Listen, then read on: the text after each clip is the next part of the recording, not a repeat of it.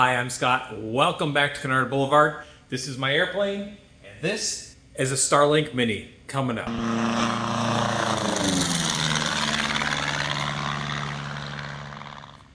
What is a Starlink?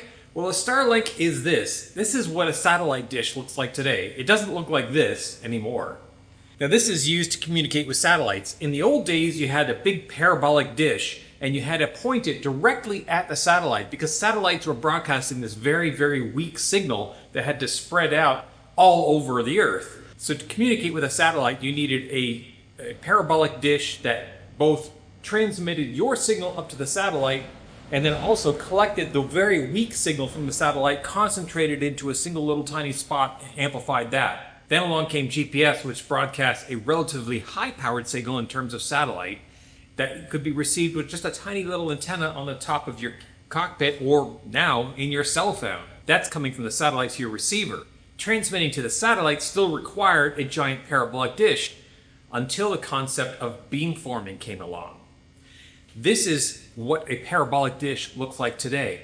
Now, Starlink offers high-speed internet, and it does so with a constellation of satellites that are low Earth orbit, which means they're much, much lower than the geosynchronous satellites of old days. They're like GPS satellites, they're constantly moving overhead. There's a whole constellation of them that are moving at all times. Because they're much lower, they can get away with a lower power signal. However, because they're moving, it makes it very difficult to transmit back to them. And when you're talking about internet, you have to be able to transmit both ways. So if transmitting to a satellite still requires a parabolic dish, how do you get away with something like this? This uses a concept called beamforming, where it has, I don't know how many, I think it's at least 100 tiny little antennas buried inside this thing. By using high-speed computer calculations, it can alter the signal on the various antennas that combined together can actually steer which direction this thing is transmitting in. So even though it's a flat plane here, it might be transmitting a narrow beam of RF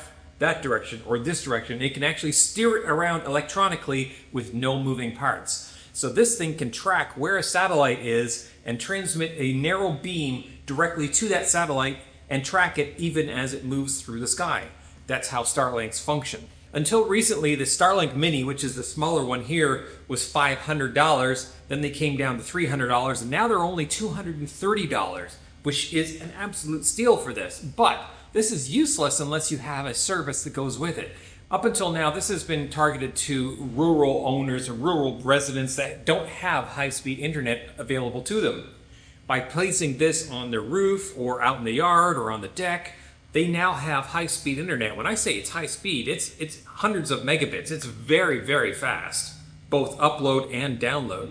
In fact, this thing uploads data to the internet faster than my high-speed internet connection at home. I should use this to upload my YouTube videos. There is a limitation, obviously. They can't give you unlimited data unless you're really going to pay for it. So there's going to be a cap on how much data you can send, and what that cap is, or if you have a cap, depends on the plan that you're using.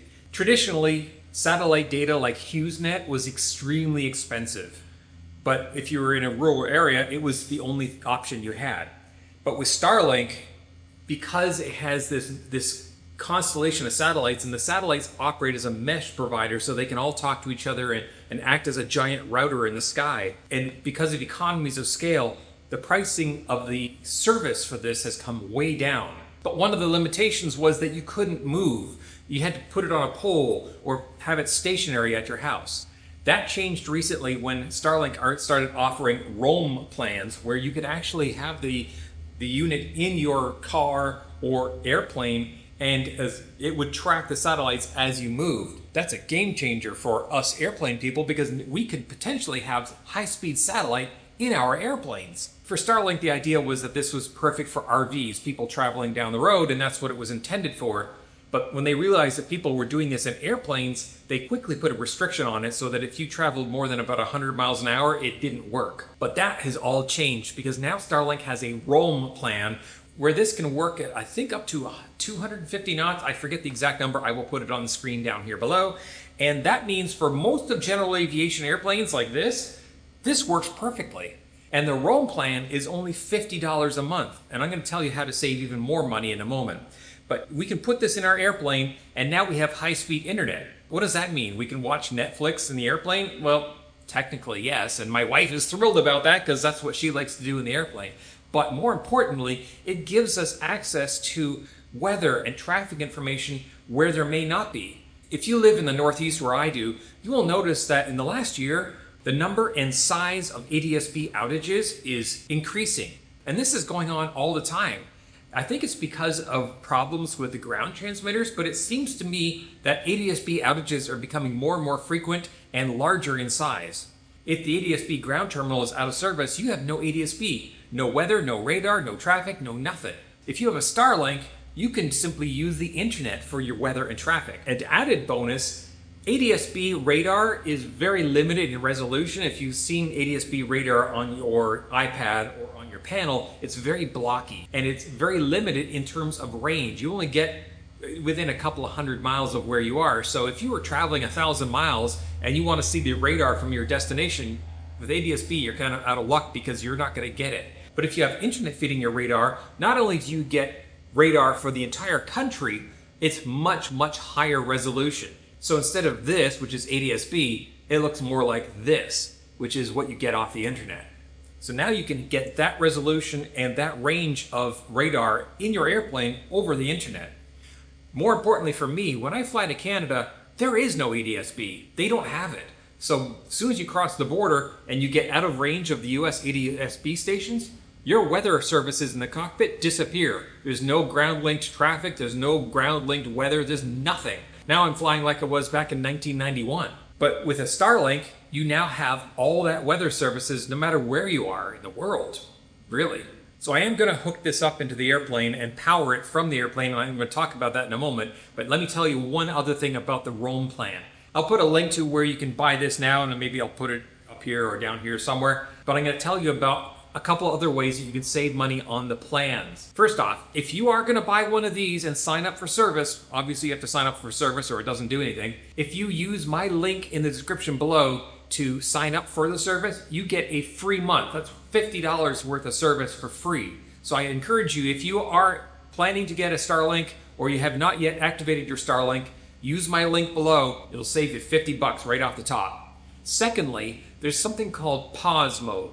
Now what you can do is, say you don't fly in the winter, you can put your Starlink on pause mode. And instead of $50 a month, it'll cost you $5 a month. It keeps your account open and you can do that for up to 11 months. They want you to have it active for at least 1 month every 12 months, but you can leave it in pause mode for $5 a month. Now what does that mean? It doesn't mean it's turned off. It still works in pause mode. It's just the data rate is much, much lower. How much lower? It's in a few hundred kilobits, but it's enough that if you want to make phone calls over Wi-Fi in your airplane, it'll work. And in fact, the data rate is enough that you could probably use it for ADS-B data, weather, traffic, and so on. That's fairly low bandwidth, and the pause mode is low enough data rate that you can actually still use your Starlink. And so instead of $50 a month, you can be paying $5 a month and get full data linked weather and traffic and everything you need in your airplane in real time from the internet on your Starlink. Let's talk about hooking it up in your airplane. It does require between 12 and 30 volts, and it will work on anything from 12 to 30 volts. It does draw a fair bit of power. It can draw between, I see it usually around 26 watts, but it can draw up to 60 watts of power. It does have a built-in heater that you can turn on. If it's outside, it will melt snow. I would suggest you don't do that in your airplane, but it can draw a fair amount of current. And of course, in terms of watts, the higher the voltage, the lower the amperage. The problem is that if you're just feeding it 12 volts from your airplane, that's the bare minimum voltage it will take. And if it suddenly draws a bunch of current, it can actually drop down the supply voltage depending on the wiring you use to hook it up and your overall system bus voltage, such that the Starlink will actually reboot. And I know there are quite a few people who have had problems putting the Starlink in their airplane where the thing is continually rebooting because the airplane is just not supplying enough current to the Starlink, causing the voltage to drop, causing it to reset.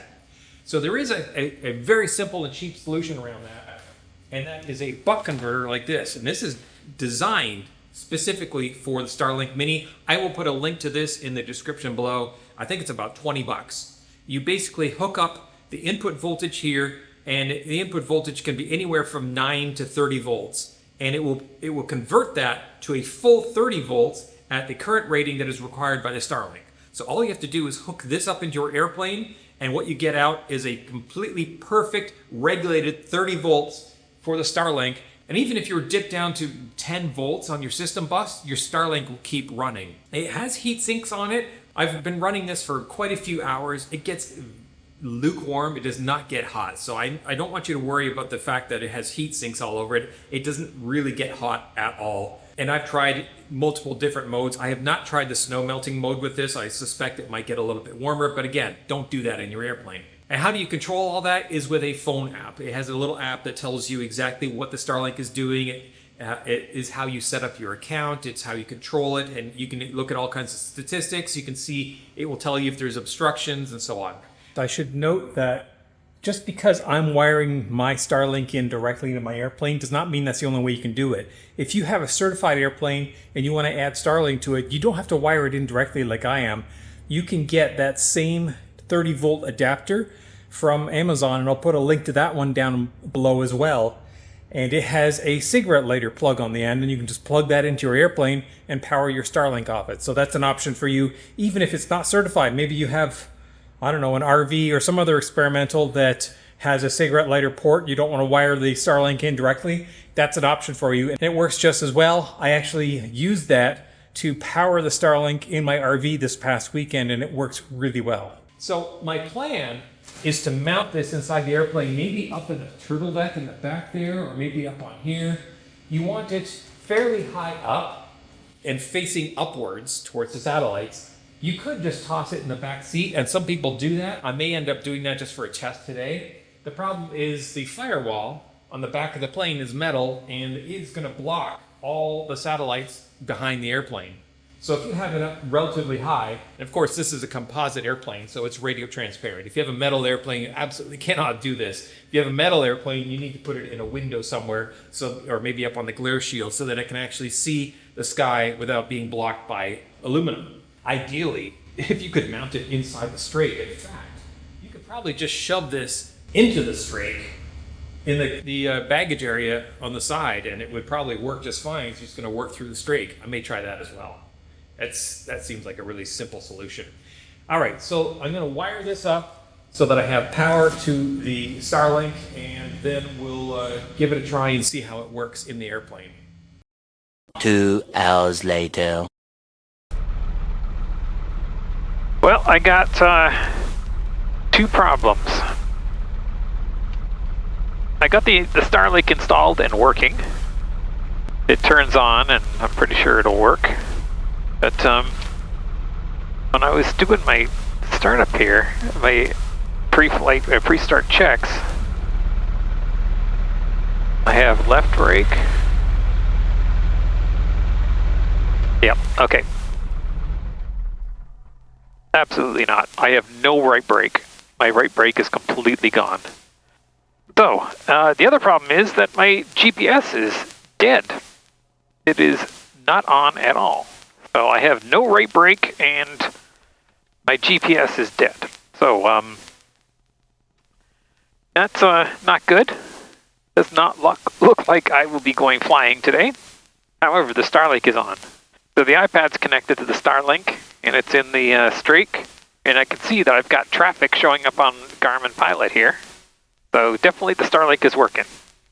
I gotta open up the hangar, pull it back in, and find out exactly what is going on with the airplane, because this is no bueno. Two things going wrong. Just the airplane has sat for 3 weeks. I haven't had a chance to fly it for 3 weeks, so turn off the Starlink, and I guess I'll shut everything else and pull it back in the hangar. And this is an utterly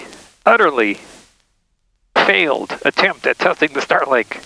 I will put this video up because obviously it works. It works in the air, and we've got lots of other people in airplanes who have been using this and with great success. This is the life and times of an aircraft owner. Things go wrong and things break, and so now we gotta take things apart and find out what's going on. Like I said, I haven't been able to fly for the last 3 weeks, and because of weather and other obligations, and this is the first nice day I've had the opportunity to go flying, and now it looks like I'm not, and it's now for the next week, and we're going to have rain and snow. So I guess this was my chance, and I just lost it. Unfortunately, that sucks. Well, I pulled off the wheel pants, and I think that pretty much tells the tale right there. That caliper, it looks like the seals have just let go. Everything's covered in brake fluid. What a mess. So I have actually been planning to replace these Behringer brakes with Matcos. I really don't want to fix this if I'm just going to replace it with Matcos, which is what I had planned to do this winter. Anyway, so I guess I'm going home and ordering the Matcos now. And that project has just been moved up in priority, obviously, which means, unfortunately, this may be the end of my flying for this season, because that's a fairly major job, because I'm not just putting the brakes on, I'm also replacing the brake lines. Yay! I pulled the GPS out of the airplane and called up ProAv, which is where the avionics shop that does my pitot-static, and they said they close at 4:30, so I drove like a bat of hell, and I might have broken a few speed limits to get down here. And I plugged the GPS into their test rig, and it powered right up. So the GPS is good. That means there's something going on with my wiring, which is probably something that I did while I was putting in the Starlink. So I stopped, seeing I didn't have any lunch, I stopped by JT Smoke here, which gave me a massive turkey barbecue burger, which cost me only $9, and it was really, really good. So if you ever fly into Kilo Papa Hotel Delta, which is New Philadelphia, Ohio, it's right next to the airport. You can walk there and come check out JT Smoke in New Philadelphia, Ohio. I drove down to New Philadelphia to the avionics place, brought in my 650. They tried it out, it worked. I plugged it back in here, nothing. I tested like all the pins for the pinouts for the 650. They all had power. However, I saw one of the grounds was not good, and when I traced it up here to this GPS ground right here, it turns out that was bad. So there was a loose connection there. Once I tightened that up, it all came together. So that problem solved. Of course, now I still have to deal with the brakes. So don't forget, if you are going to get a Starlink and you want to save, get a $50 worth of free service, go ahead, use the code that I put in my description below. I'll also put it in the pinned comments. Use that link to sign up for Starlink, and you will get your free month valued at $50. If you have any questions, comments, suggestions, leave in the comment section below. Click like and subscribe on the video if you like it, and we'll see you later. Thanks for watching.